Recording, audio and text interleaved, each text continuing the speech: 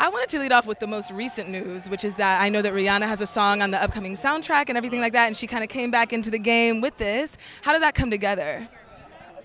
That's a great question. When we realized what this film was going to be about, we were looking for artists who can embody it thematically, and we were taking a different musical approach with the film. Ludwig Göransson, who's our composer, and myself, we were looking to make the film and have actual songs that were incorporated into the score throughout the movie. But we knew we were able to kind of thread the needle with Kendrick last time, so we were looking for artists like that could work with the film's thematics. And Rihanna was at the top of that list.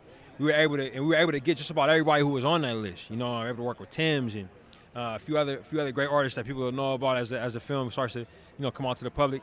But for Rihanna, man, we knew she was at a point in her life as well where she was focusing on different things. Focusing on business, motherhood, which is a big theme in our film.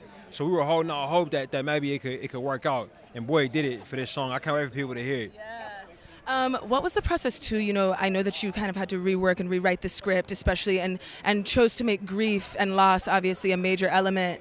How did you navigate that, both personally, but also as a writer? I mean, navigating how to restructure something, rewrite something. It's for me as an artist, there's parts of it that are technical, and then there's parts of it that are more emotional, film is an emotional medium, it just is. So having to infuse those things is a big part of my job. You know what I'm saying? And thankfully the process is iterative. You know what I mean? We work through several drafts, and then the actors come to town, they give us their thoughts, and we work through that. And then by the end of it, everybody's kind of had their hands on it, in their own way.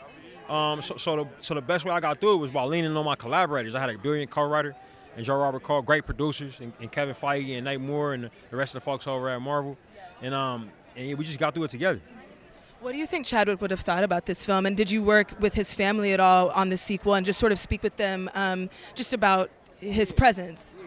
Yeah, well, Chadwick had people who were in his life creatively, as well as family, and we were in close contact with those people. Very close, specifically with his wife, Simone, and his creative partner, Logan Coles. Who he and Chad had a production company. So we were staying tapped in with them as much as we could, and they gave us the space to create, but obviously we were seeking out their opinion the whole time, and we're looking forward to sharing it with everybody. One more quick question for you. I know that you're building out, developing something for Disney Plus based on the world of Wakanda, and just wanted to ask you, what elements are you pulling really from the film to sort of navigate that new format? No comment. Okay. Thank you so much. Nice meeting you.